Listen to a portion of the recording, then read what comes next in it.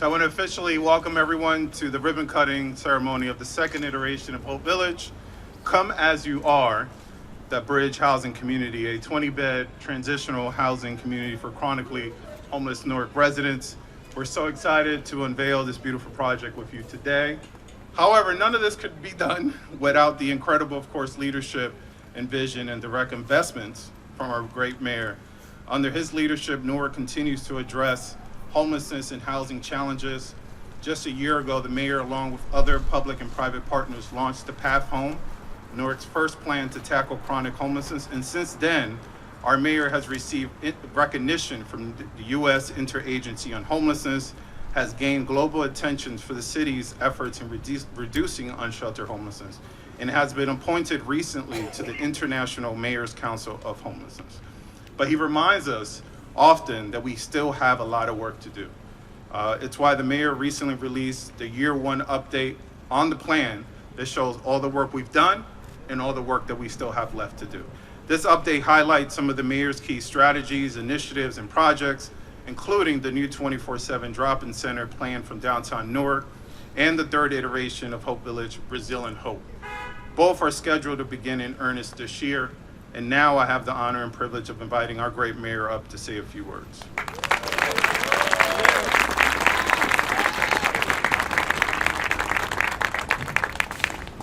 Thank you. I know Louis said he didn't do this alone, but leadership is important.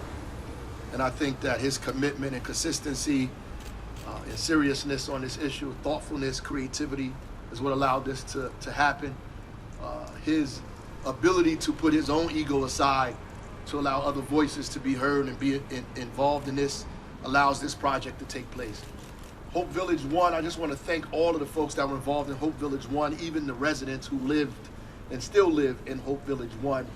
Without their input, without them testing it, without the first iteration, we don't have this one. We're not involved with NJIT, we're not involved with other places without that. So I want to thank the folks. I want to thank the outreach team who went out in the community and spoke to folks who are, I was on an international call with mayors, and the mayors in London call it hard sleeping or rough sleeping, call it rough sleeping. So people who are rough sleeping went out and spoke to the folks on the street to ask them where would they go if they had a place to go that was not a shelter. And as a result of that, we created Hope Village 1. If you look at Hope Village 1 and Hope Village 2, Hope Village 2 is considerably different than Hope Village 1 because it proves that we've learned. We've learned in that process that we did some things right, but we also did some things wrong. And it's difficult to test things out in cities, which is actually counterintuitive because cities should be the place where you actually get to test things out. You can't test things out because if you fail, you lose your job. And so the incredible thing is that people say, I've read this thing, we're patting ourselves on the back. We don't really have time to pat ourselves on the back. We just have too much work to do. But we can't stop other people from thanking us for the work we are doing. And we're not here saying we solved homelessness because we did not.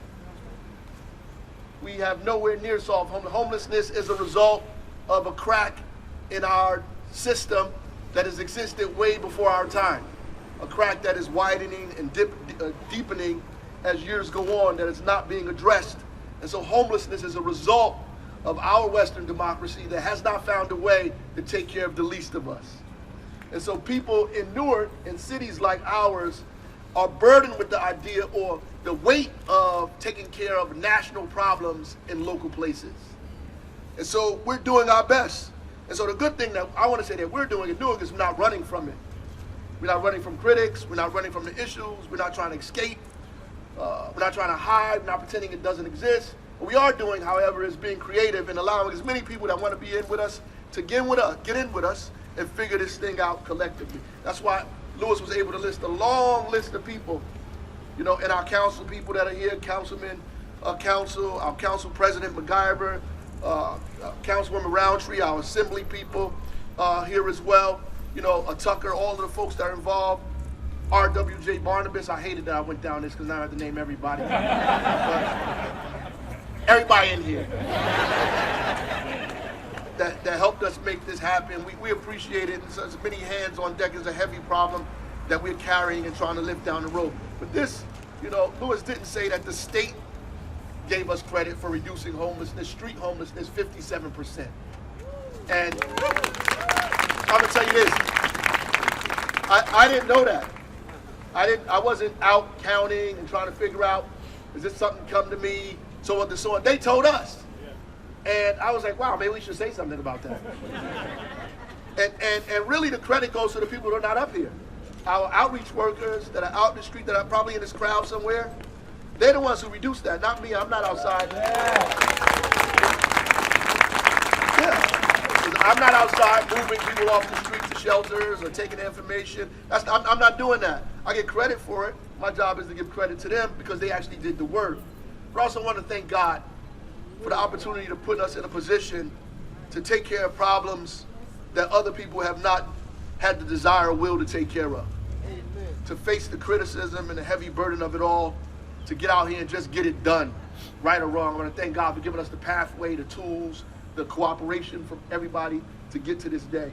And I appreciate that, and I'm not afraid to say that because there's no way I could get up in the morning and do the work that I do under the heavy scrutiny that I have without believing in something bigger and greater than me. So I appreciate that, and I'm going to thank God every time I get an opportunity. So I thank God today that we're able to provide shelter in what was containers.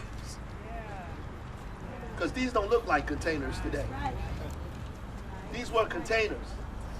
And so we took all of our ingenuity and turned these containers, and criticism from residents, and we can't have that. We can't have that first thing y'all built. We got to do something better than that. So we did something better than that.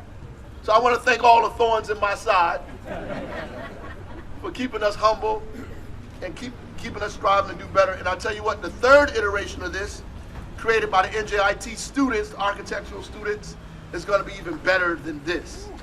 In light of the spectacular decrease in street homelessness that the city registered for the first 10 months of the year, what are those folks? And we know a big part of that was simply because people are being moved indoors. Right.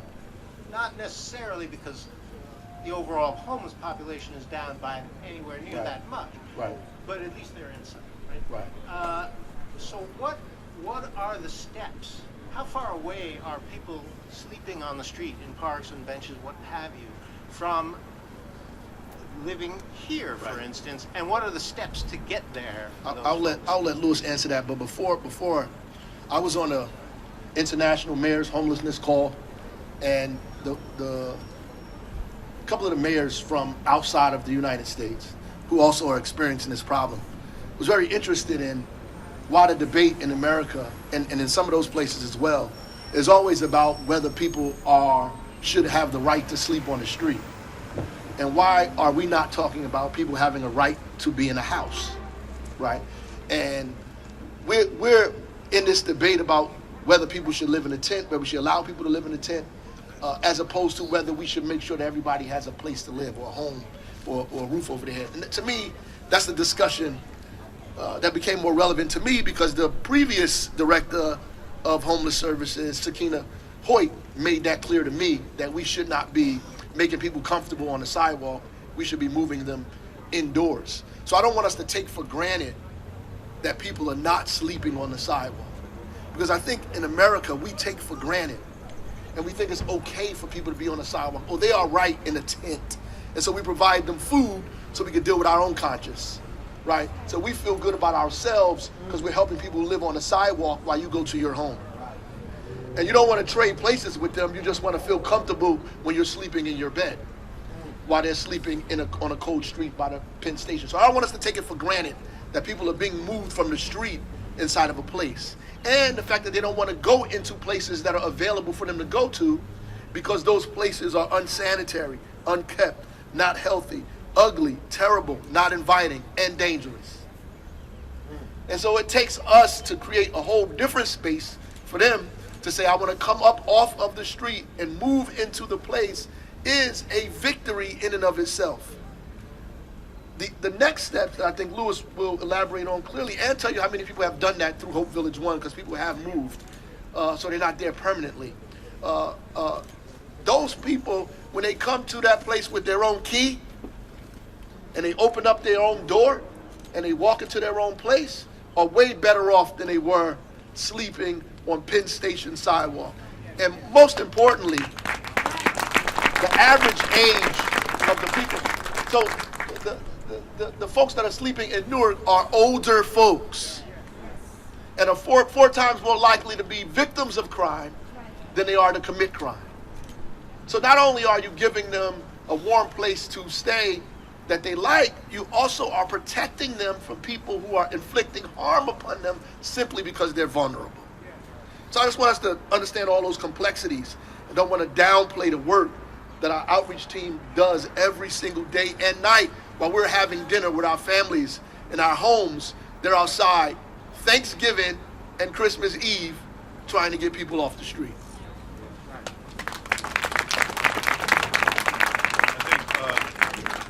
Steve, I guess the best example is just a few nights ago, the team discovered an encampment of 7 people, right? So they were living in this encampment.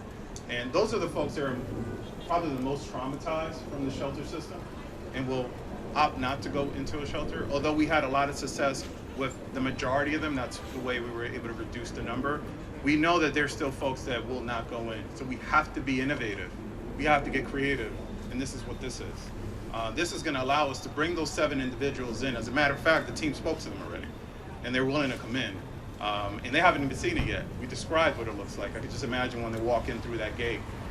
So, you know, it's about being creative, innovative, and coming up with new ways to house our individuals. So there's some folks here already, as a matter of fact, that we've already started engaging them weeks prior to the opening. So we've did focused canvassing throughout the South Ward and the downtown area, starting to engage individuals, letting them know of this new project that's coming online really soon. Started collecting their information, adding them to our database, touching base with them while they were outside because they weren't going to come in. So we have that list. We know where they are. As a matter of fact, some of them are here. So those are the folks that eventually will be moving into the site. Absolutely, yes, absolutely. It's not an emergency shelter. Not for those folks. No, I mean, we want them to. Ideally, we want them to be in a shelter, but a lot of them opt out because of their trauma. Yeah, the first Whole Village one, you know, serves just about as many folks here, and you know, for the 3 years that it has existed, over 50 individuals have transitioned to permanent housing. So it is a place, you know.